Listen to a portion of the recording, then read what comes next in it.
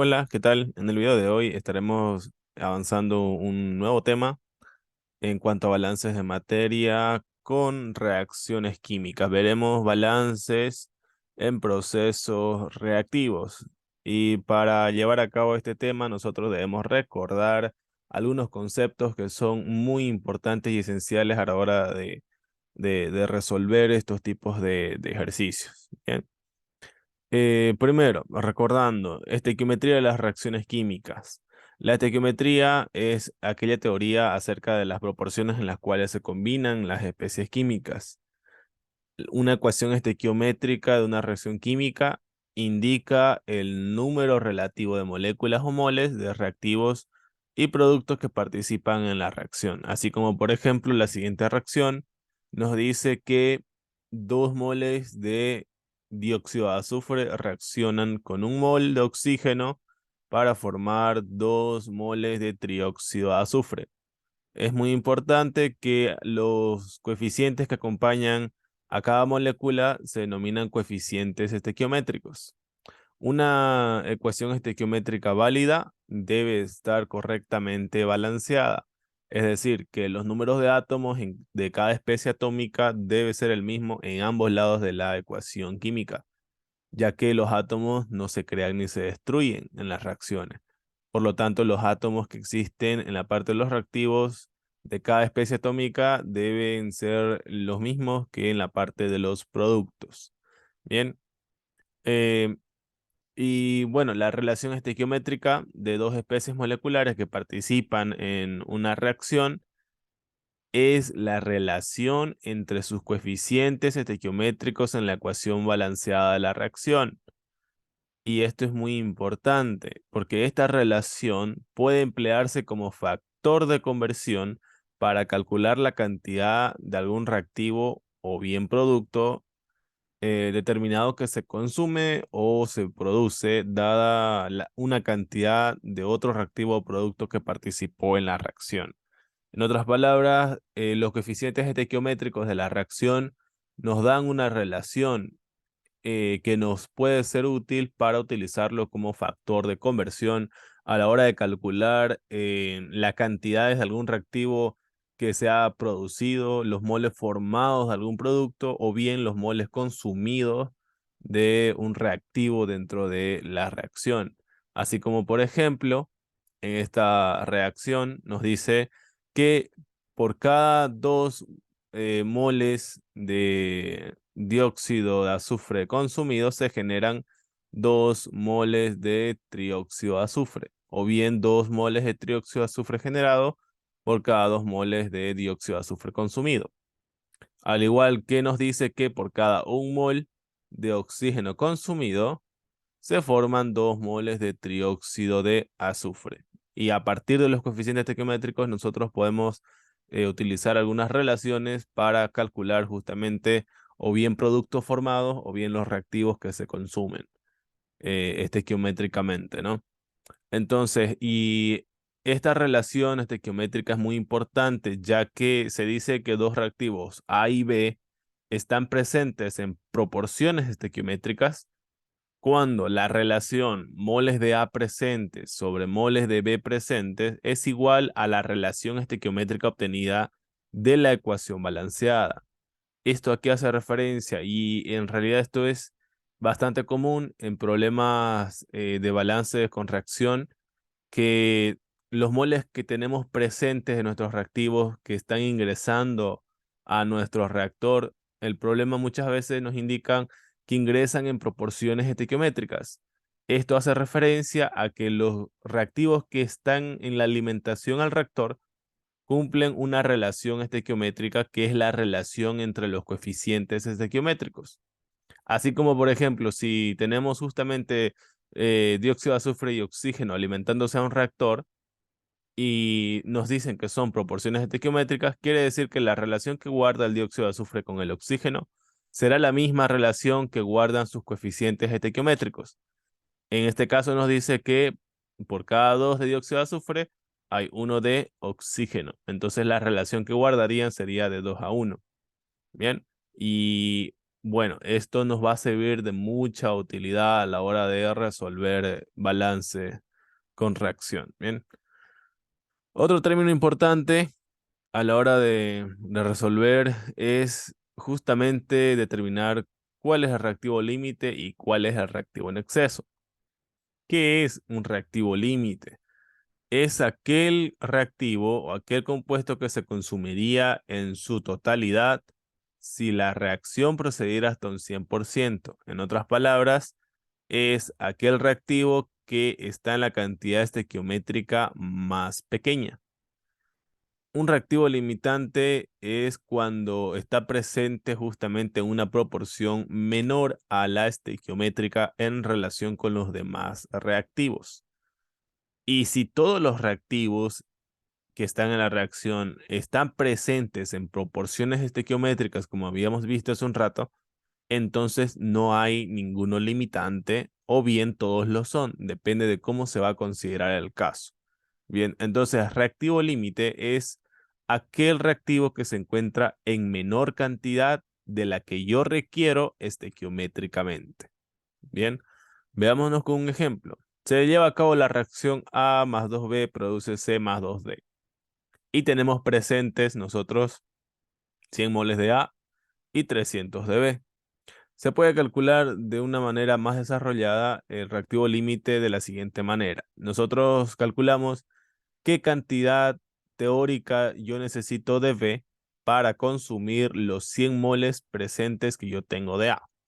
Entonces calculamos, para consumir los 100 moles de A, estequiométricamente, la relación estequiométrica nos dice que por cada un mol de A se necesitan 2 moles de B. Entonces, por cada un mol de A, 2 moles de B, multiplicamos 100 por 2 y obtendremos que se requieren 200 moles de B para consumir los 100 de A.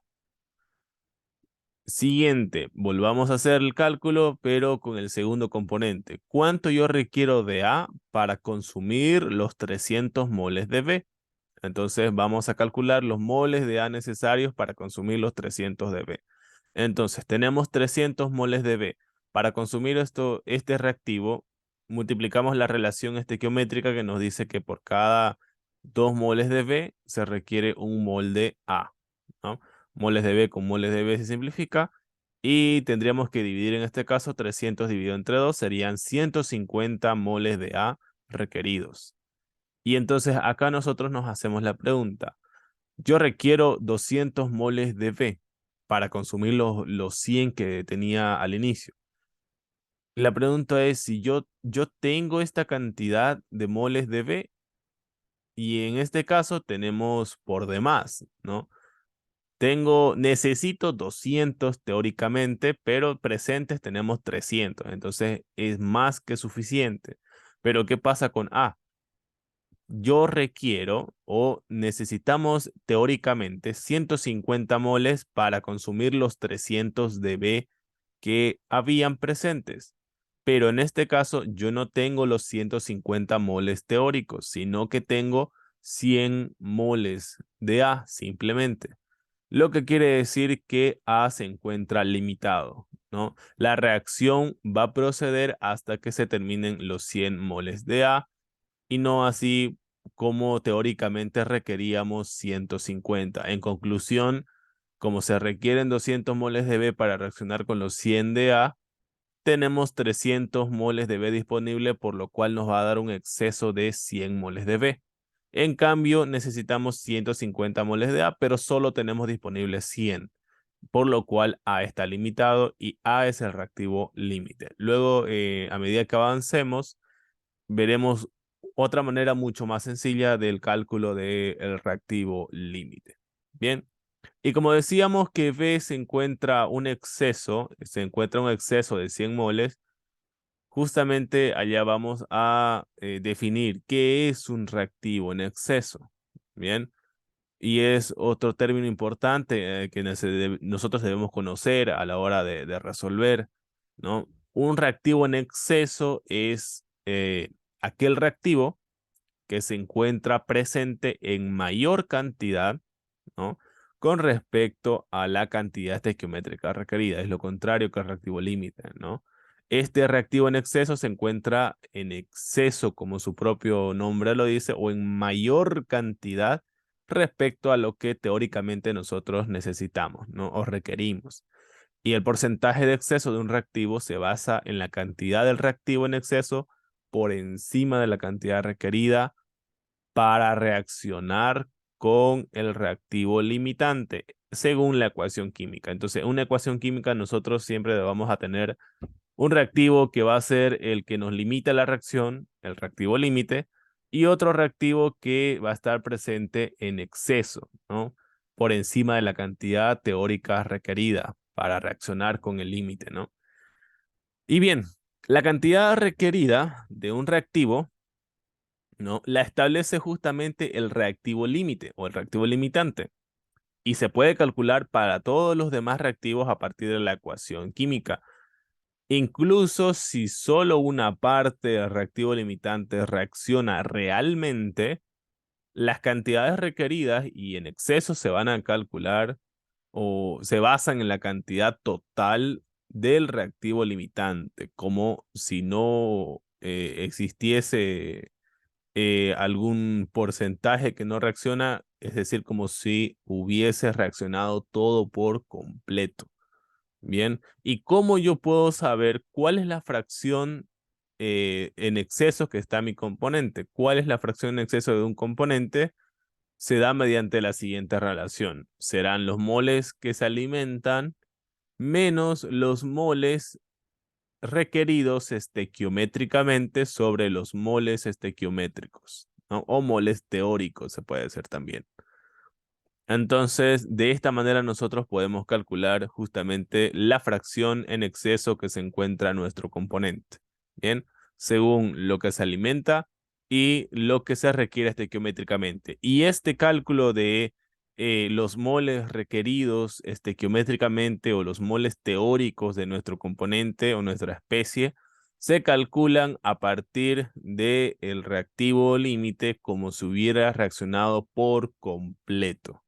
Bien, entonces, bien, siguiendo, tenemos otro término que es bastante importante y bien clave a la hora de la resolución de nuestros problemas, que es justamente la fracción de conversión de un reactivo, que estaremos escuchando esto bastante en el transcurso del avance del tema, ¿no?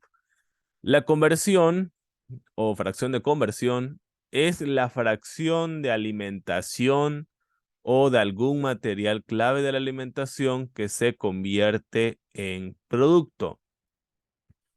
Es la fracción del reactivo, que por lo general es reactivo límite, que se consume durante la reacción. Entonces, se puede definir mediante la siguiente ecuación. La fracción de conversión serán los moles consumidos sobre los moles alimentados. Es la relación que guardan los moles que reaccionan en el proceso respecto a los moles que se han alimentado. Entonces, de manera más general, podemos decir que los moles que reaccionaron se definen como los moles que ingresan menos los moles de salida sobre los moles alimentados, ¿no? O de entrada. Bien, una fracción de conversión nos indica qué tanto de lo que se alimentó de nuestro reactivo va a reaccionar en mi proceso y formar los nuevos productos. Bien, es justamente esa fracción que se convierte en producto. Y tenemos tres tipos de fracciones de conversión que pueden darse, ¿no? La conversión sobre el reactor, en el cual nos indican que el reactor opera solamente a una cierta cantidad de conversión. Y esto se da en general cuando tenemos más de dos reacciones. Esta conversión va a afectar a todas las reacciones que se lleven a cabo en el reactor. Si el reactor opera al 90%, por decirlo así, y se llevan a cabo seis reacciones, pues las seis reacciones tendrán una conversión del 90%, ¿no? También tenemos una fracción de conversión sobre la reacción que está condicionada justamente a la reacción o a un componente de la reacción en el cual nos dice que la primera reacción procederá hasta el 80% y su reacción secundaria hasta el 20%, no son conversiones. Y por último, que es la fracción de conversión en un compuesto inicial, como veíamos, es siempre al reactivo límite. En otras palabras, cuando se nos especifique la fracción de conversión en un problema, se está especificando justamente la conversión del reactivo límite. Implícitamente, se nos está indicando cuál es el reactivo límite. Bien. Y a partir de la fracción de conversión, también nosotros podemos deducir cuál es la fracción que no reacciona, ya que la fracción de conversión es aquella cantidad que reacciona, lo que no reacciona será lo que resta para llegar a la unidad, ¿no? Entonces, lo que no reacciona será 1 menos la fracción de conversión. Bien, entonces, de acuerdo a las fracciones de conversión, nosotros podemos lograr conversiones altas de dos maneras, ¿no? Uno, diseñando el reactor para dar una conversión alta en un solo paso. Y dos, diseñando el reactor para dar una conversión baja en un paso y colocando después de este una unidad de separación para así recuperar y recircular el reactivo que no se consumió, ¿no?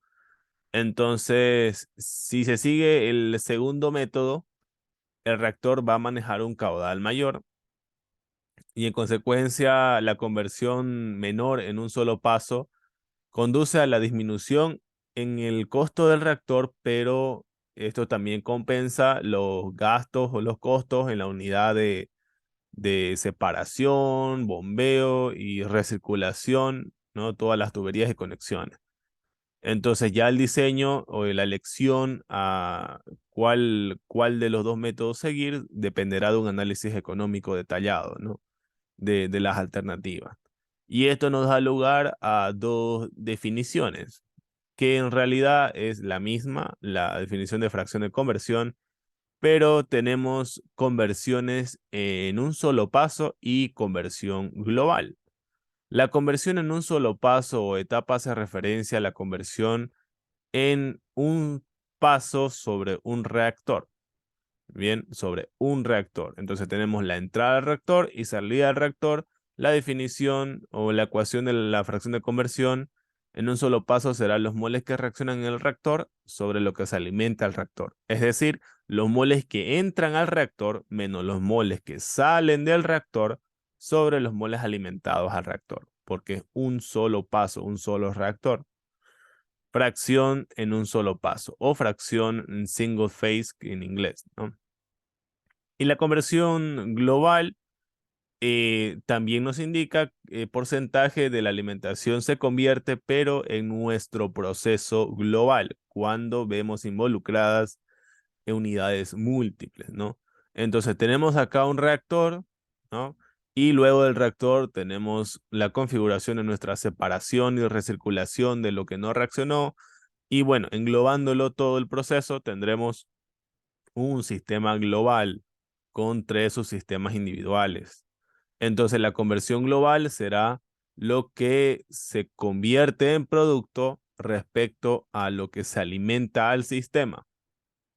En otras palabras, la conversión global será la entrada de reactivo al sistema o los moles que entran al sistema global menos los moles que salen, la salida del reactivo del sistema global sobre la entrada de reactivo al sistema global, ¿no? Nos relaciona entrada de reactivos por la entrada del sistema y la salida de reactivo del sistema global, englobando a todos los subsistemas individuales. Bien.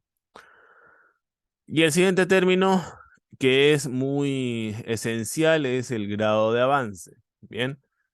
Durante una reacción química, el cambio de números de moles de una sustancia es proporcional a su coeficiente estequiométrico. El grado de avance se define como el cociente entre el cambio total en el número de moles de una especie y su coeficiente estequiométrico. En sí, el grado de avance nos indica la cantidad de reactivo que reacciona y se convierte en producto, de igual manera.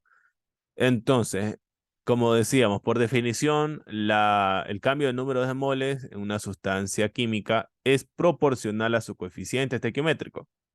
Y el coeficiente de proporcionalidad es nuestro grado de avance, que si lo despejamos, obtendremos la definición, ¿no? El grado de avance es la relación o el cociente entre el cambio total en el número de moles de una especie y su coeficiente estequiométrico. Y como todo variación, nosotros sabemos que en este caso es variación del número de moles, serán los moles de salida menos los moles de entrada de una sustancia dividido entre su coeficiente estequiométrico, que en este caso le denominaremos B sub i cero.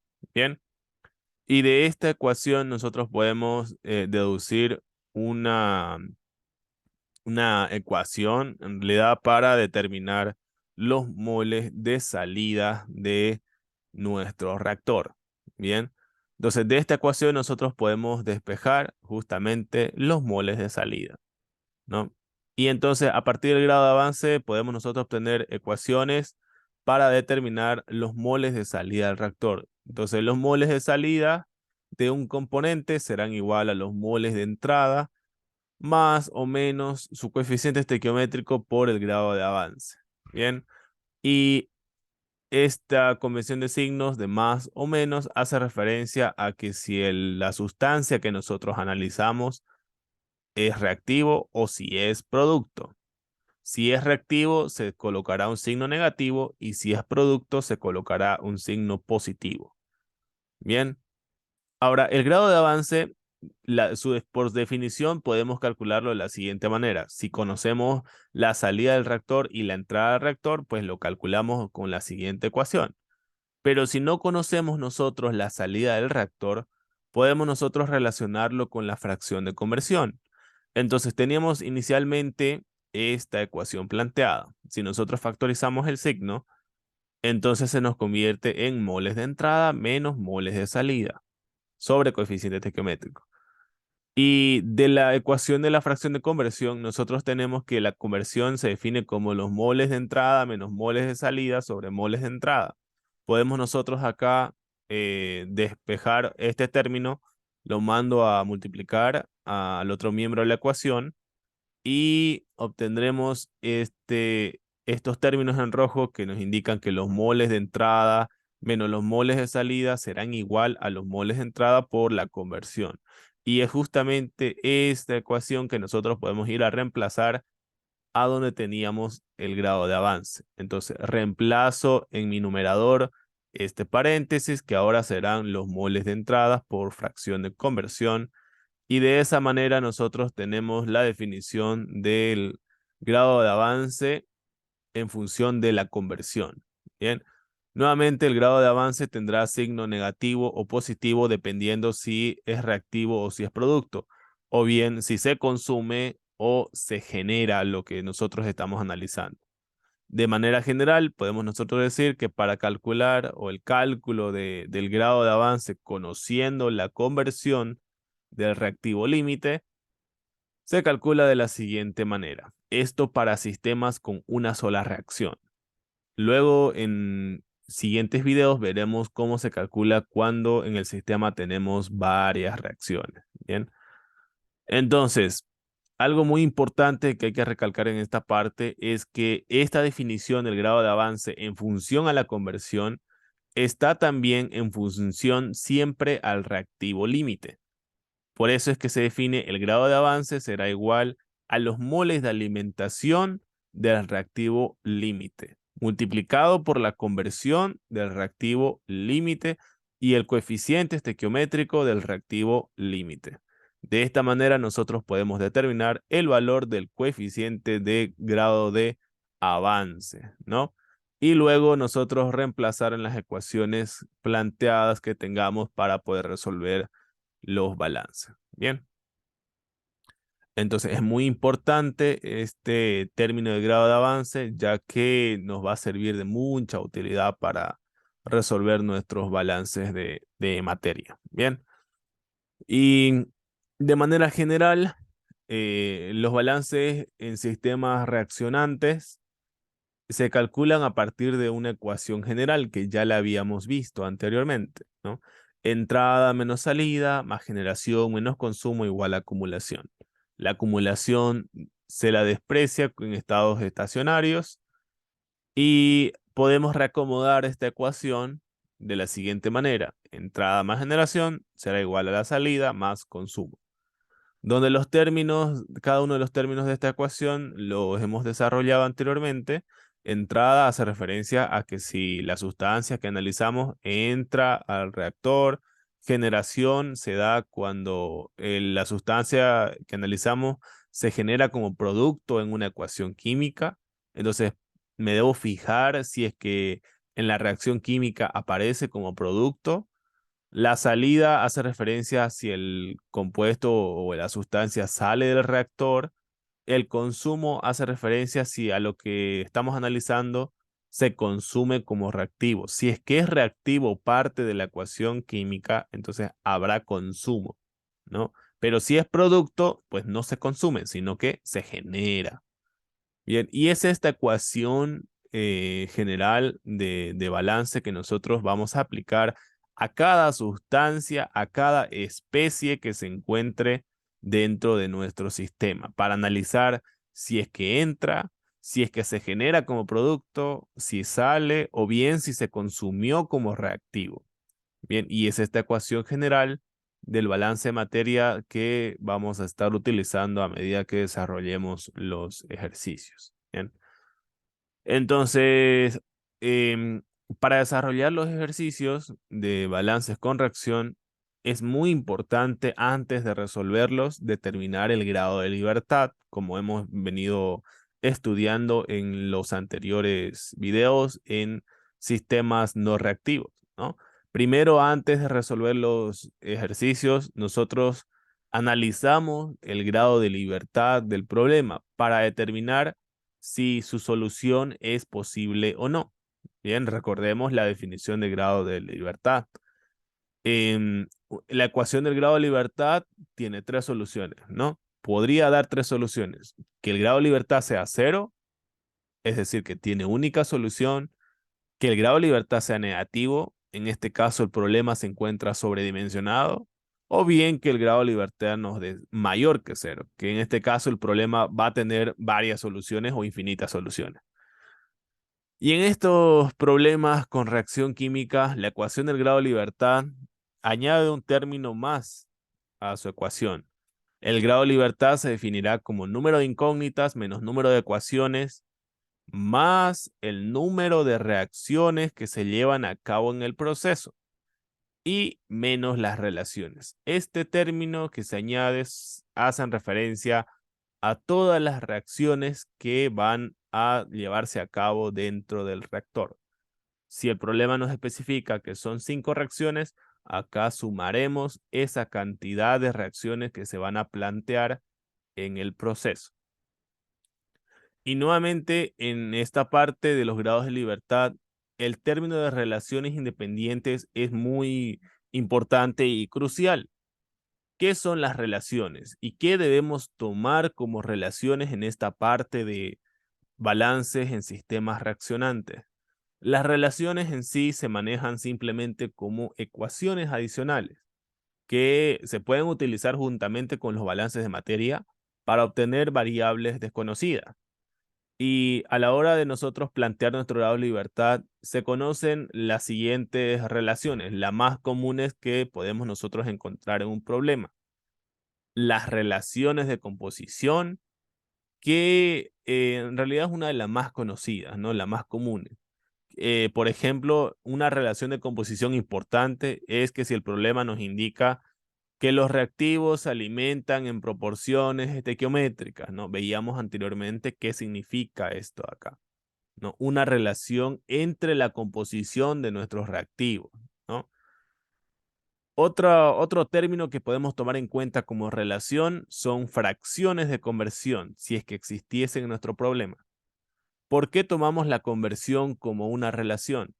Porque la conversión, la ecuación de la fracción de conversión es una ecuación adicional que nos relaciona justamente los moles de ingreso de un reactivo, que en este caso sería del reactivo límite, no los relaciona los moles de entrada con los moles de salida, ¿no? Entonces, por eso se toma en cuenta como una relación, una ecuación adicional.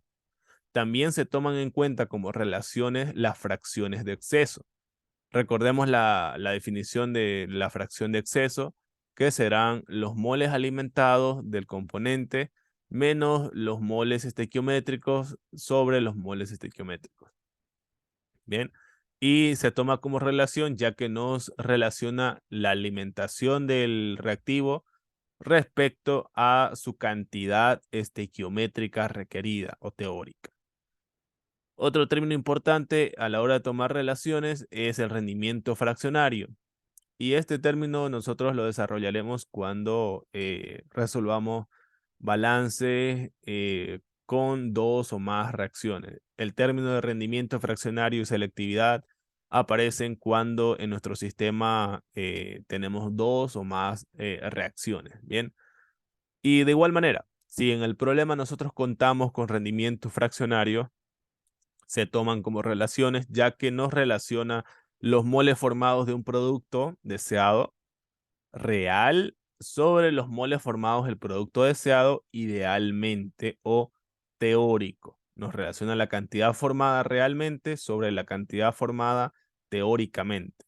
Y este denominador, la cantidad formada teóricamente, se lo calcula a partir del reactivo límite, asumiendo conversiones del 100% o como si todo el reactivo límite consumiera y como si no existiesen reacciones secundarias. Bien, estos términos justamente de rendimientos aparecen cuando tenemos reacciones secundarias, dos o más reacciones. Bien, nos relaciona nuevamente lo producido realmente sobre lo producido teóricamente.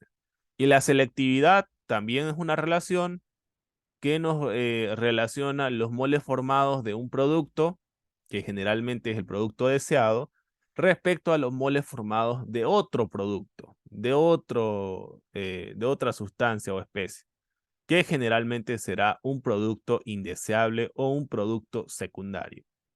Bien, entonces tenemos nosotros acá enumerados qué ecuaciones adicionales nosotros podemos tomar en cuenta como las relaciones a la hora de resolver nuestro balance. Bien, espero que estos términos hayan quedado bien claros. Es muy importante repasarlos, estudiarlos, para poder así nosotros resolver los balances con reacción química que estaremos viendo a lo largo de estos videos. Bien. Espero que el video te haya servido de mucha utilidad y no te olvides dejar tu like si te gustó el video. Te invito a suscribirte al canal para que sigamos aprendiendo balances de materia. Conmigo sería eso hasta hoy y nos veremos en una próxima ocasión. Gracias.